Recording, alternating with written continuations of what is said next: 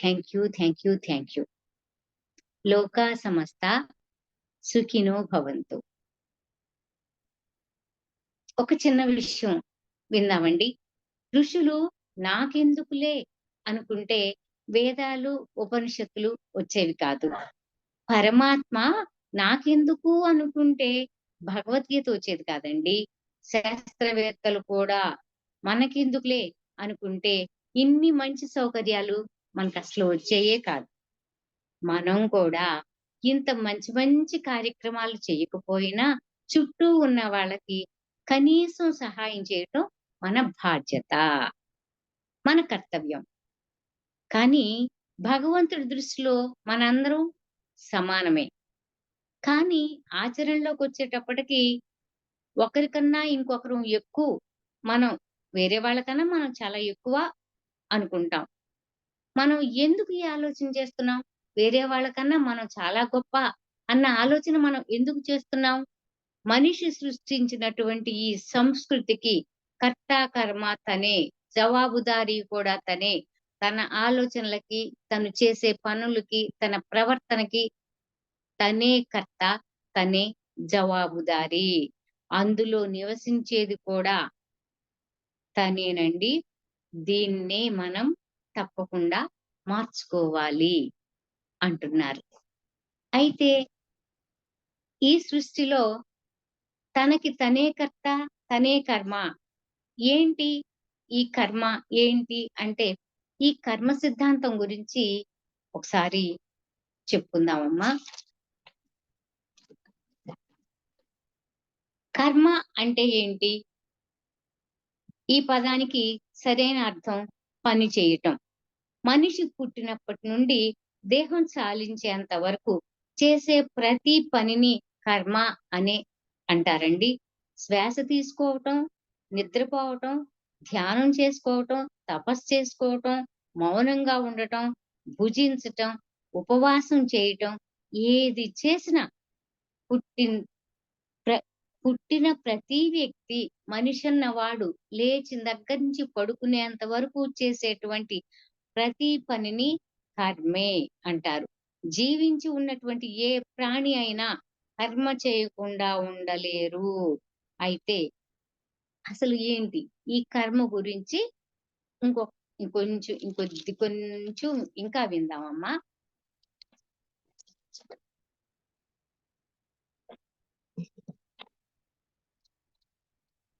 కర్మ సిద్ధాంతం అనేది భారతీయ మతాల్లో చాలా ముఖ్యమైనటువంటి అంశం.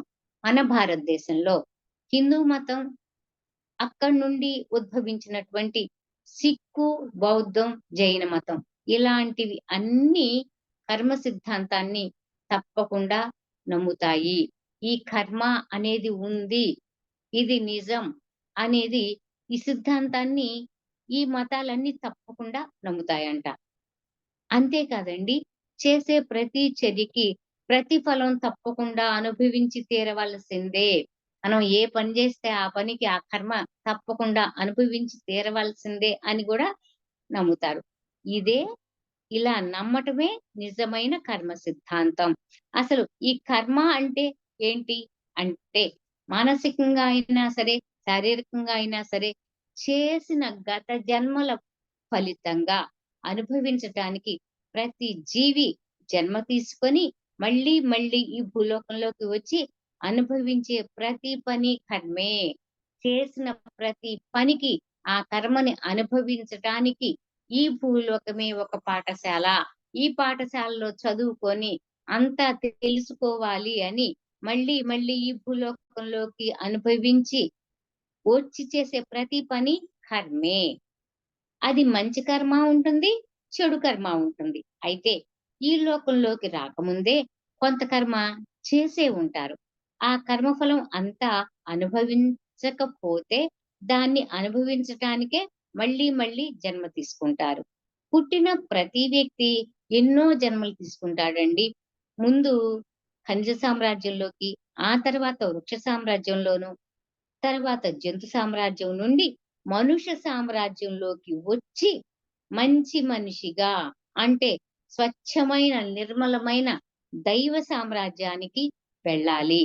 అప్పటి వరకు ఈ కర్మ సిద్ధాంతానికి కట్టుబడి ఉండవలసిందే.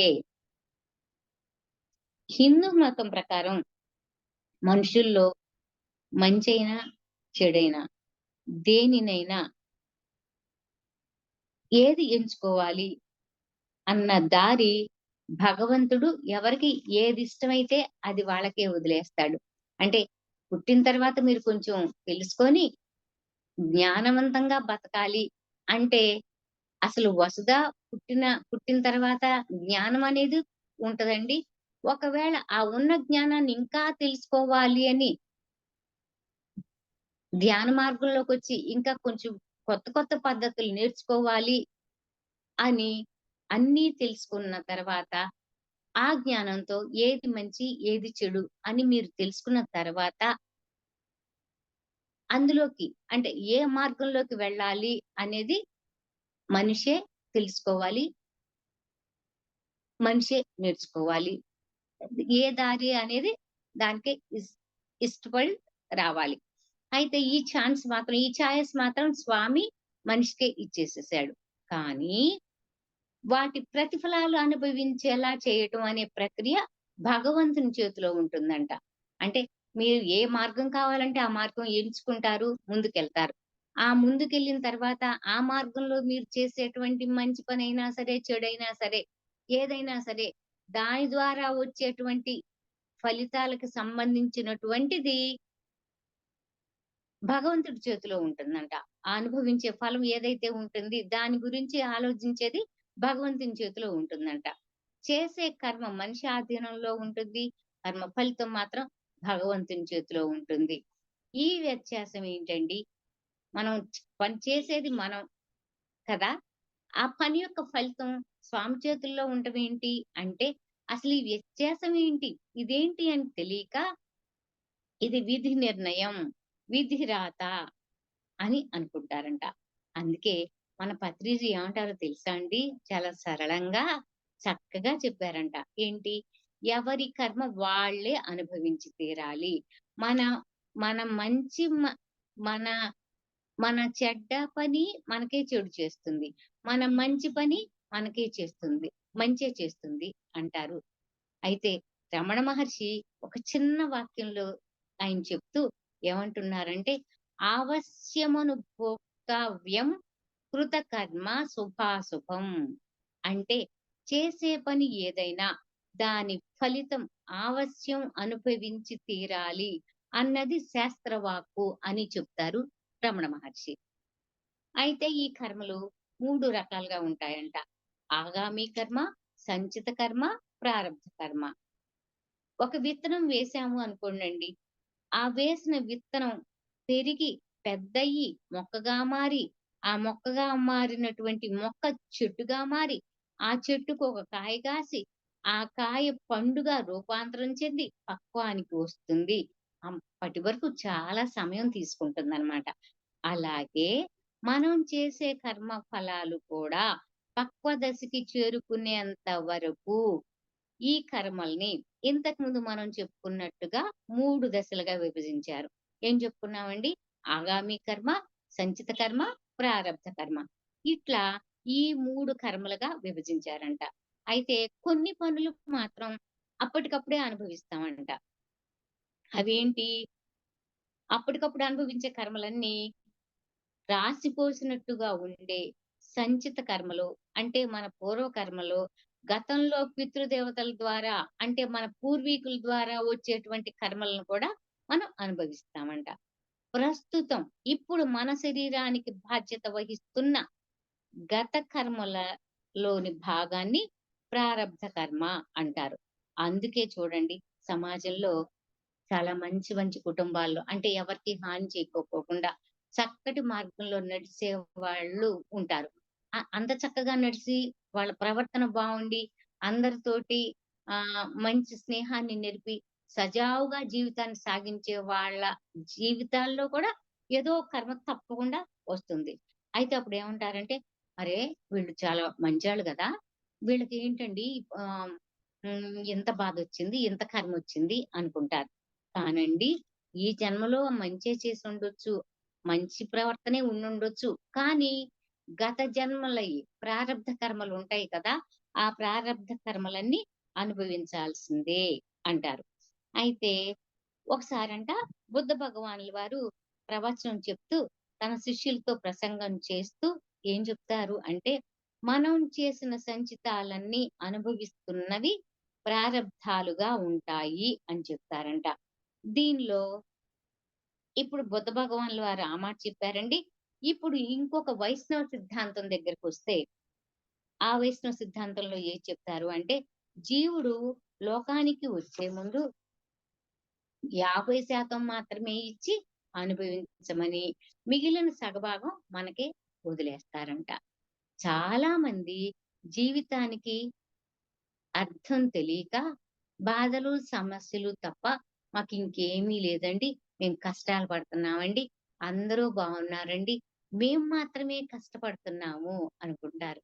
కానండి ఆ సమస్య, ఆ బాధ అన్నీ మనకి వచ్చే కష్టాలన్నీ గూడా మనని శక్తివంతులుగా చేయటానికే వస్తాయంట. ఇబ్బందులు వచ్చాయి అంటే సామాన్యంగా ఏమనుకుంటారు అంటే, వేరే ఎవళ్ళకి రాలేదండి కష్టం. మాకే వచ్చింది. మేమే ఇబ్బంది పడుతున్నాం. లోకం అంతా బావున్నారండి. మేము మాత్రం బాలేదు అనుకుంటాం.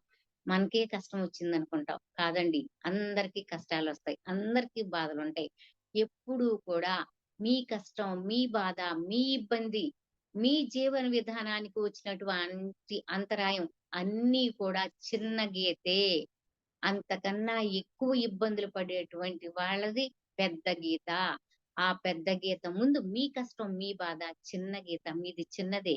మీకన్నా ఎక్కువ బాధలు పడేవాళ్ళు చాలా మంది ఉంటారంట.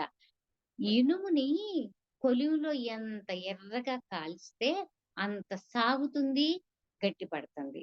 అలానే అందరం కూడా ఈ కష్టాల కొలిమిలో ఎంత నలిగిపోతే అంత ధైర్యం తెచ్చుకొని చక్కగా జీవనం సాగిస్తామండి. ఇంకా చాలా త్వరగా ఆధ్యాత్మికం వైపుకి వెళ్ళి మనకి వచ్చిన కష్టం శిక్ష కాదు, శిక్షణ అని తెలుసుకుంటామంట. అంతే కాదంటండి, ఈ కర్మ సిద్ధాంతం అన్న అంశం నుండి చాలా విషయాలు చెప్తూ మానవ జన్మ తీసుకొని ఈ భూలోకానికి వచ్చేటప్పుడు ఆత్మలోకంలో భగవంతుడికి ఒక వాగ్దానం చేసి వస్తారట. ఏమని? ఏమని వాగ్దానం చేస్తారు స్వామికి అంటే, ఒక ధ్యేయం పెట్టుకొని ఆ పని సక్రమంగా అయ్యేంత వరకు ఒక లక్ష్యం పెట్టుకొని ఆ పని నెరవేరుస్తాము అని. కానీ అది మర్చిపోయి కష్టాలకి ఎదురు ఈదలేక ఆ సంగతి వదిలేస్తారు. ఇహ కష్టాల కడలిలో పడే కొట్టేసేసుకుంటాం. కానీ ఆత్మలోకంలో స్వామి దగ్గర ఉన్నప్పుడు ఆయనకేమని జెప్పొచ్చాం? "ఏం పర్లేదు స్వామి నువ్వెన్ని కష్టాలిస్తావు? ఇచ్చేసేసేయి. మేమయన్నీ తీర్చేస్తాం. ఈ కష్టమంతా తీర్చేసేసి, ఫ్రెష్ అయిపోయి, కడిగిన ముత్యంలా మళ్ళా నీ దగ్గరికొస్తాం" అని ఆయనకొక చక్కటి వాగ్దానం చేస్తాం. కానీ ఇక్కడికొస్తాం. ఇక్కడికొచ్చిన తర్వాత చక్కగా నల్లేరు మీద పూల బాటలాగా చక్కగా సాగిపోయిందనుకోండి బండి. ఏం పర్లేదండి. అంతా బావుంది.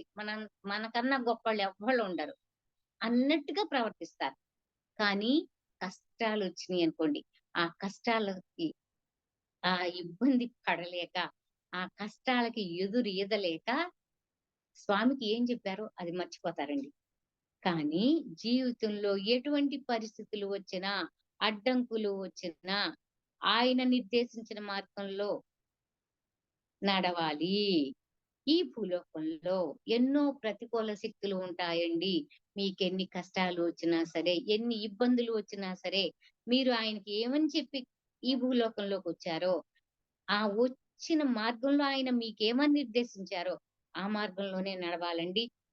అట్లానే మీరు ఈ భూలోకంలోకొచ్చిన తర్వాత ఒక చక్కటి మార్గంలో నడవాలి అని అనుకుంటే, ఇక్కడ అనుకూల పరిస్థితులేమి ఉండవండి. అన్ని ప్రతికూల పరిస్థితులే ఉంటాయి. అయితే ప్రతికూల పరిస్థితులు ఉన్నా సరే, ఆ ప్రతికూల శక్తుల్ని అధిగమించి ఆధ్యాత్మిక యుద్ధ రంగంలోకి దిగి, మీ నైతిక శక్తి యొక్క బలం ఏంటో నిరూపించుకోవాలి. అని చెప్తున్నారు. అయితే ఏంటండి ఈ నైతిక బలం ఎలా వస్తుంది మీకు అంటే, మనం ధ్యానం చేసుకుందాం. ధ్యానం చేసి మంచి జ్ఞానం సంపాదించుకుందాం. జ్ఞానం సంపాదించుకొని మనకిగా మనం స్ట్రాంగ్ అయిపోయి ఆహ్, చక్కగా మనకి ఏది తెలిస్తే అది. ఆ తెలియని దాని కోసం ఇంకా ఇంకా తెలుసుకొని ఇంకొంచెం ఉన్నతంగా ఎదగాలి మనం అని మనం ఒక మార్గంలోకి అంటే ఒక ధ్యాన మార్గంలోకి వెళ్ళాలి అనుకుంటున్నాం. వెళుతున్నాం. కానీ కొంతమంది ఏమంటారంటే, "ఈ ధ్యానం ఏంటి? ఈ లోకం ఏంటి? ఈ కళ్ళు మూసుకొని కూర్చోవటం ఏంటి? ఇందులో మీకేం తెలుస్తుంది? అది తప్పు. ఇది వద్దు. ఈ పని చేయొద్దు. చక్కగా కూర్చొని పూజ చేసుకో. లేకపోతే ఇంకో పుస్తకం చదువుకో. లేకపోతే ఇంకేమైనా చేసుకో, ఇంకేమైనా చేసుకో" అని జెప్పి మన ప్రయత్నానికి ఆటంకం కలిగించే వాళ్ళు ఉంటారు.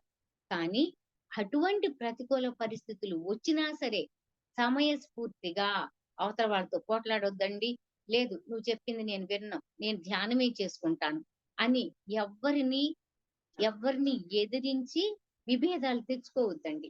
విభేదాలు తెచ్చుకోకోకుండా సాధ్యమైనంత వరకు ప్రశాంతంగా ఉంటూ మీరు మీరు రావాలి అనుకున్న ధ్యాన మార్గంలోకి రావటానికి చాలా చక్కగా, ప్రశాంతంగా, నిర్మలంగా ఎప్పుడైతే ఓర్పు, సహనంగా ఉంటారో అప్పుడు మీరు చక్కటి మార్గంలోకి వస్తారు.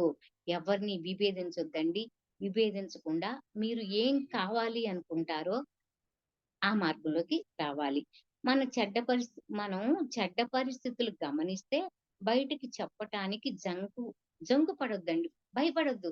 ఆహ్, మనకి నచ్చని పరిస్థితి ఏదైనా ఉంది అనుకోండి. ఆ నచ్చని పరిస్థితి గురించి మనం అవతల వాళ్ళకి చెప్పాలి. చెప్పేటప్పుడు ఈ మాట చెప్తున్నా ఏమవుతుందో అని భయపడొద్దు. కానీ భయపడుకోకోకుండా చెప్పాలి. ఎలా చెప్పాలి? మీరు అవతల వాళ్ళకి చెప్పాలి అనుకున్నప్పుడు, నేను ఈ పని చెయ్యాలి అనుకుంటున్నా. దీనివల్ల ఏమీ ప్రమాదం రాదు.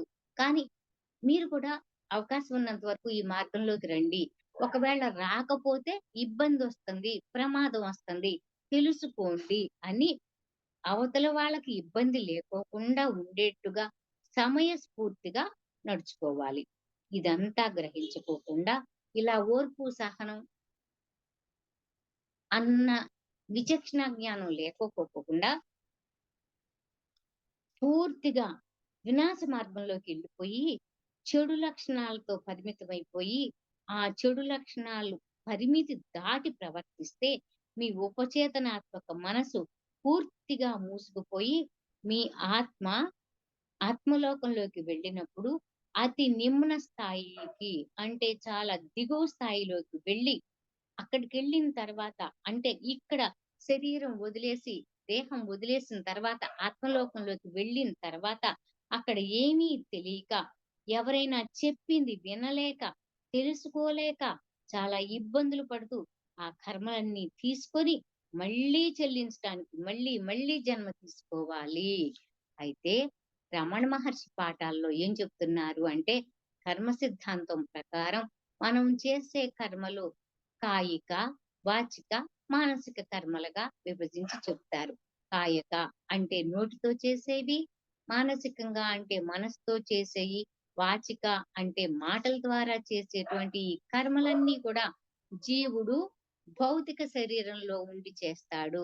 నిజమే గదా! భౌతిక శరీరం అంటే భౌతిక శరీరంతో ఈ భూలోకం అనే పాఠశాలలో అన్నీ నేర్చుకుంటాను అని వచ్చి, ఇటువంటి పనులన్నీ జేస్తారు.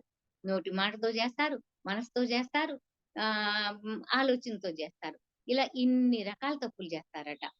వీటన్నింటికి కారణం ఏంటో తెలుసా అండి? త్రిగుణాత్మకమైనటువంటి ప్రకృతితో సత్వ, తమో, రజో గుణాలతో కూడుకొని ఉన్న స్వభావాలతో సంచరిస్తాడు మనిషి. మనిషి అన్నవాడు ప్రకృతిలో ఉన్నటువంటి అన్ని చెడు లక్షణాలకి బానిసైపోయి, చెడు లక్షణాలతో ప్రవర్తిస్తూ, అంతకుముందు ఉన్న కర్మలనన్నీ చెల్లిస్తానని ఇక్కడికొచ్చి, మళ్ళీ ఇంకా కొన్ని మోసుకొని మూట కట్టుకొని, మళ్ళీ దేహం విడిచేసేసేసి ఆత్మలోకంలోకెళ్ళిపోయి, అతి నిమ్న స్థాయికి వెళ్ళిపోతాడు. అలానే రమణ మహర్షి ఇలా కూడుకొని ఉన్నటువంటి స్వభావాలతో సంచరిస్తాడు అంటారు భగవాన్ రమణ మహర్షి. అయితే నిజానికి జీవుడు అంటే ఆత్మ కళ్ళకి కనిపించే స్థూల శరీరం కాదు. కనిపించని సూక్ష్మ కారణ శరీరాదులు కూడా కాదండి. మరేంటి? కనిపించే స్థూల శరీరం. అంటే కనిపించే దేహం కాదు. కనిపించని సూక్ష్మ శరీరం కూడా కాదు. మరేంటి? అంటే బ్రహ్మ యొక్క ప్రతిబింబంగా ఉండి, అంటే ఈ స్థూల శరీరంలో సూక్ష్మంగా భగవంతుని యొక్క ప్రతిబింబంగా ఉండి, సూక్ష్మ శరీరంలోనే ఉండి, తను స్థూల శరీరం అని భ్రమపడతాడంట. కానీ జీవుడు, ఈశ్వరుడు వేరు కాదండి. జీవుడు, దేవుడు ఒక్కటే అంటారు ఆది శంకరాచార్యుల వారు. తన తత్వబోధనలో ఈ మాట చెప్తున్నారు. అయితే ఇదంతా విన్న తర్వాత దీని గురించి మననం చేసుకొని, ఆకళింపు చేసుకొని, గ్రహించిన విషయం ఏంటి అని మనకి మనమే ప్రశ్న వేసుకోవాలి. విన్నాంగా, తెలుసుకున్నాంగా, మనకేం తెలిసింది? మనకేం అర్థమయింది? అని మనకు మనమే ప్రశ్న వేసుకుంటే ఏమనిపిస్తుంది అంటే, మన గత జన్మ ఫలితమే ఈ జన్మ. అయితే ఈ జన్మ కారణంగా మనం ఎలా ప్రవర్తించాం? ఎలాంటి జీవనయానం సాగించాం? అని మనకి మనమే విశ్లేషించుకొని భక్తి, జ్ఞాన, కర్మ 3 మార్గాల ద్వారా పరమపదం చేరుకోవాలి అని చెప్తున్నారు పరమాత్మ భగవద్గీతలో. అంతేకాదండి, మనిషి కర్మలు ఆచరించకుండా కర్మ బంధం నుంచి విముక్తి అవ్వడు అంటారు. ఎందుకు? అమ్మో! ఏంటి మంచి పని చేస్తే మంచొస్తుందంటారు. చెడు పని చేస్తే చెడొస్తుందంటారు. అసలు ఈ పనులేమి చేయకోకుండా మెదలకుండా ఉంటే అయిపోతుంది కదండీ! ఈ గోలంతా ఎందుకు? ఒకవేళ మంచి చేస్తున్నామో, చెడు చేస్తున్నామో మనకు తెలీదు. ఒకవేళ చెడు కర్మ చేశామనుకోండి, ఆ చెడు కర్మ వల్ల ఇప్పుడు అనుభవించిన ఫలితం కాకోకుండా మళ్ళీ వచ్చేది కూడా మూటగట్టుకోవాలి. అసలు ఈ పనులన్నీ వద్దు, ఏమి వద్దు. మనం మెదలకుండా కూర్చుందాం అని అనుకుంటున్నారేమో. అది కుదరదండి. మంచి చేసినా, చెడు చేసినా, ఏ పని చేసినా, ఆ పని చేస్తేనే కర్మ నుంచి విముక్తి అవుతారు. అందుకే మీరు చేసేటువంటి దైనందిన జీవితంలో ప్రతి పని మంచితనంతో ఆస్వాదిస్తూ చెయ్యండి. చెడు ఎప్పుడైతే చేసే ప్రతి పనిని మనం ఆస్వాదిస్తామో, మంచి చేస్తే మనం మంచి చేశామని సంతృప్తి ఉంటది. చెడు చేస్తున్నామనుకోండి, ఇక్కడ మనం తప్పు చేస్తున్నాం. ఇది తప్పు. ఈ తప్పుకి, ఈ చెడు కర్మకు మనం అనుభవించాలి అని అలర్ట్‌గా ఉంటామనమాట మనం. అందుకే చేసే ప్రతి పనిని ఎరుకుగా చెయ్యండి అని చెప్తారు. అందుకే ధ్యానం చేసేటప్పుడు కూడా ప్రతి క్షణం మీ శ్వాసని మీరు గమనిస్తూ ఎరుకుగా ఉండండి. అంటే ఇదేనండి. మనం ఎప్పుడైతే ధ్యానం చేసేటప్పుడు మన శ్వాసను మనం గమనిస్తూ ఎరుకగా ఉంటామో, వచ్చే ప్రతి ఆలోచనని కట్ చేస్తూ ఆలోచన రహితంగా ఎప్పుడైతే మనం సవ్యమైన మార్గంలోకి వెళ్తామో, అప్పుడు మనం చేసే ప్రతి పని మీద కూడా కాన్సంట్రేషన్ ఉంటది. మనం మంచి చేస్తున్నామా? చెడు చేస్తున్నామా? అనే గ్రహింపు ఉంటుంది. మంచి చేస్తే చక్కగా, సంతోషంగా ఆ చేసే మంచి పనికి అనుసంధానమయ్యి ఆస్వాదిస్తూ చేస్తాం.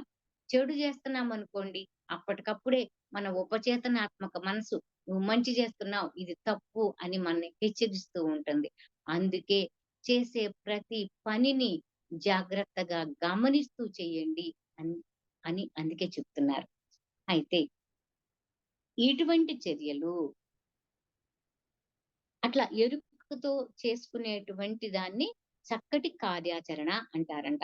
ఇటువంటి చర్యలు నిస్వార్థంగా, ప్రతిఫలాపేక్ష లేకుండా, ఆశించకుండా చేసే నిజమైన కర్మలు. ఇవి మనసుని ప్రక్షాళన చేస్తాయి అంటున్నారండి. ఇలా చేసే ప్రతి పని భగవంతుడికి అర్పించటమే. దీనినే కర్మయోగం అంటారంట. ఒకసారి చెప్పొచ్చా అమ్మా? ఇంకా ఒక 10 నిమిషాలు చెప్పొచ్చా? లక్ష్మి, టైం ఉందా? చెప్పొచ్చు మేడం. ఇంకా ఉంది టైము. 9 వరకు చెప్పొచ్చు. చెప్పండి. ఓకే అమ్మా. ఓకే. ఓకే.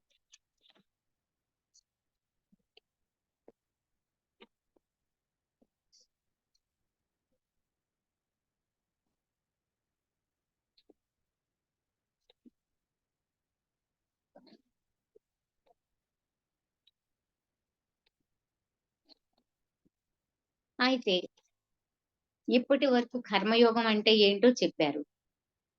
పిఎస్ఎస్ఎం వారు ఏం చెప్తున్నారు అంటే, భగవద్గీతలో 2వ అధ్యాయం 47వ శ్లోకాన్ని వివరిస్తూ ఏం చెప్తున్నారు అంటే, కర్మణ్యేవాధికారస్తే మా ఫలేషు కదాచన మా కర్మ ఫలహేతుర్భూః మా తే సంగోస్త్వ కర్మణి. అంటే ఈ శ్లోకాన్ని చక్కగా వివరిస్తూ, కర్మ చేయటానికి మాత్రమే, ఆ కర్మ ఫలాన్ని అనుభవించటానికి అధికారివి కాదు. కర్మ చేయటానికి మాత్రమే నీకు అధికారం ఉంది. ఇప్పుడు మనం అదే గదా చెప్పుకున్నాము. కర్మ అనేది మనం చెయ్యాలి. అది మ ఆహ్, మ మన ప్రతి దినచర్యలో అదొక వంతు. మనం తప్పుకోకోకుండా ఈ కర్మని నిర్వర్తించాలి. కానీ, ఆ నిర్వర్తించినటువంటి కర్మకి ఫలితం ఆశించటానికి నీకు అధికారం లేదు అని చెప్తున్నారు.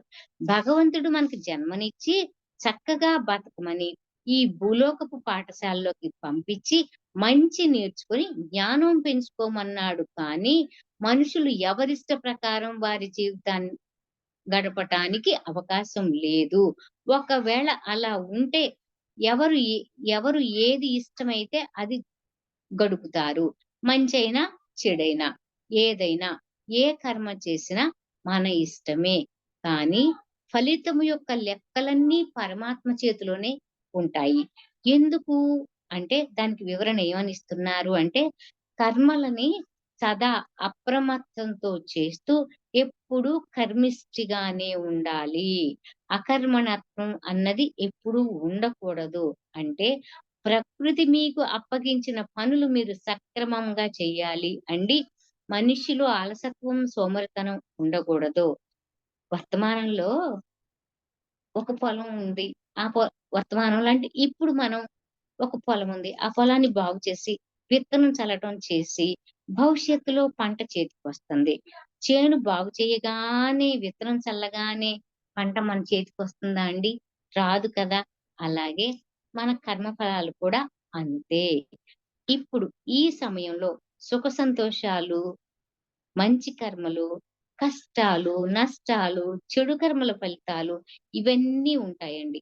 అలాగే భ వర్తమానంలో ఫలాలు భవిష్యత్తులో అనుభవిస్తాం అని చెప్తారు. ఇంకా ఇప్పుడు మనం అనుభవిస్తున్న మంచి, చెడు కర్మలు అనేక జన్మల్లో ఏ జన్మకి సంబంధించినవి అంటే చెప్పలేం అంటారు. అంటే గత జన్మలో మనం ఈ ఈ తప్పు చేశామండి, ఈ పొరపాటు చేశామండి.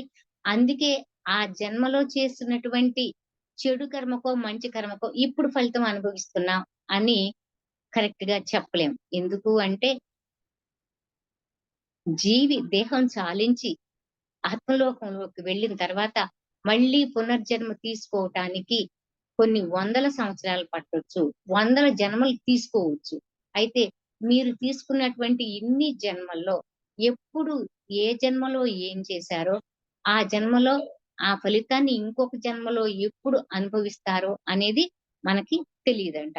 ఎందుకు ఏ జన్మలో ఏం చేశామో ఇప్పుడు అనుభవిస్తున్నాం అని అనుకుంటారు. ఎందుకు అనుకుంటున్నారు అంటే చేస్తున్న ప్రతి కర్మకి లెక్క కట్టలేం. ఎందుకంటే మన దగ్గర చేస్తున్న ప్రతి కర్మకి లెక్క కట్టగలిగేటువంటి సరైనటువంటి విషయ పరిజ్ఞానం లేదు.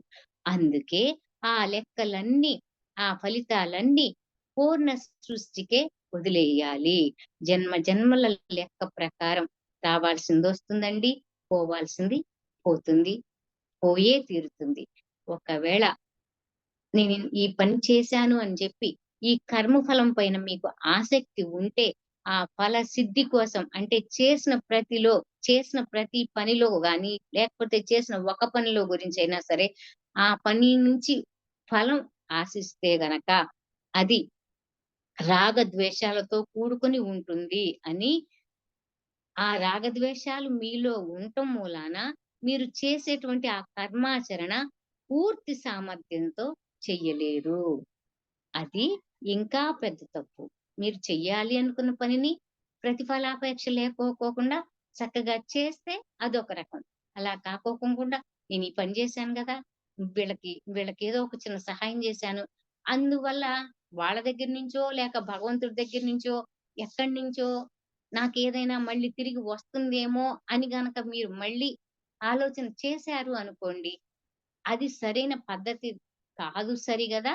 చేసే చేసే పని గూడా మీరు చాలా చక్కగా మంచి సామర్థ్యంతో నిర్వహించలేరు అని చెప్తున్నారు. అలా సామర్థ్యం లేకుండా చేయటం మూలన మీరు అకర్ములుగా మారిపోతారు. అది ఇంకా పెద్ద తప్పు. కనుక మనం కర్మలు చేస్తూనే ఉండాలి. ఆ కర్మలు చేయాలి అంటే ఎలా అండి?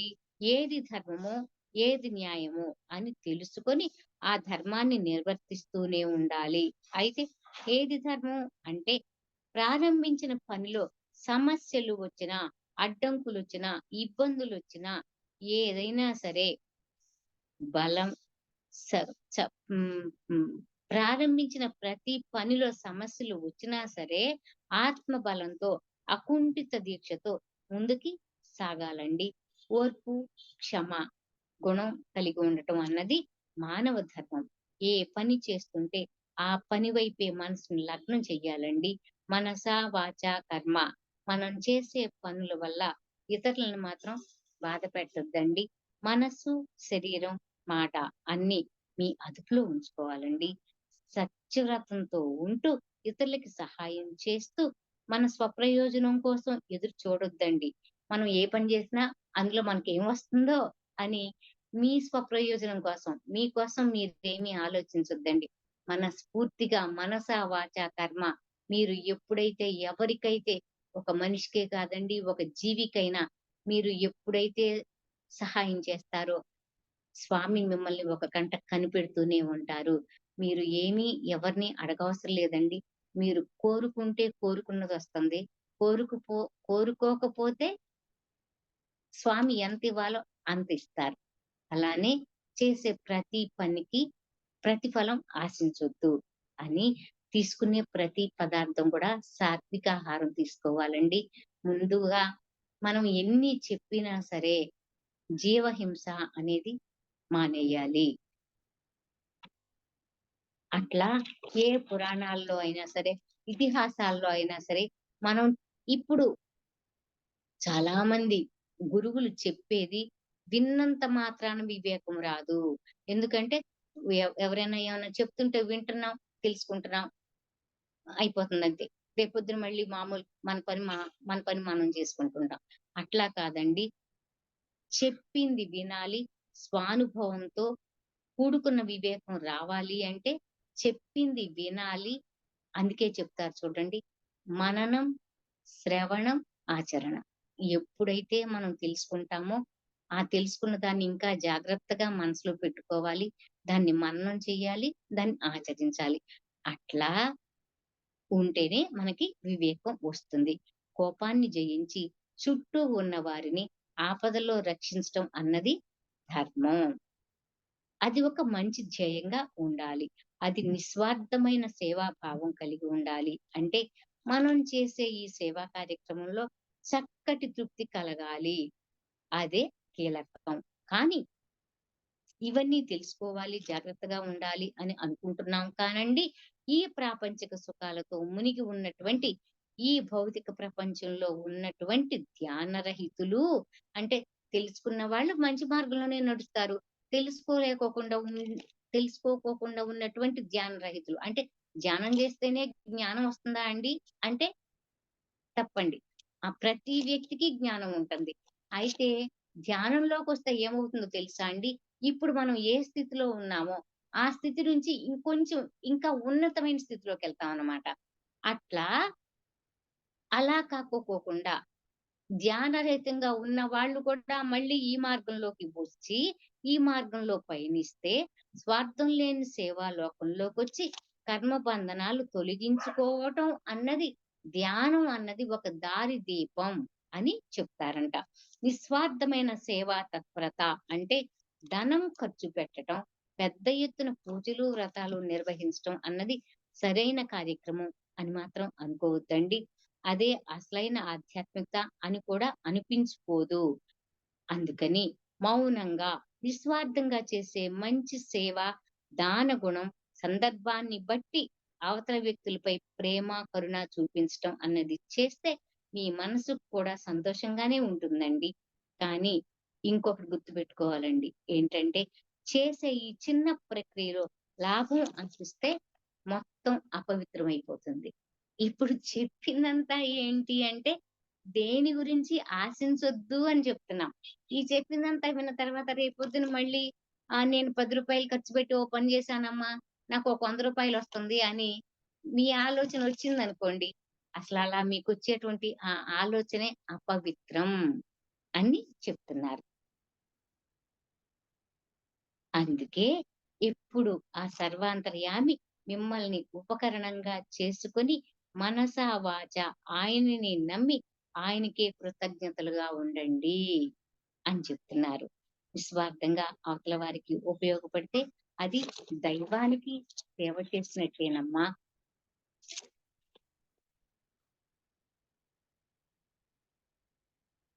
ఇదే చెప్తున్నారు.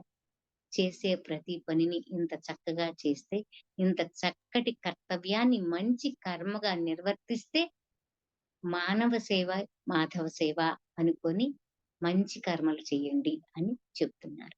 Thank you.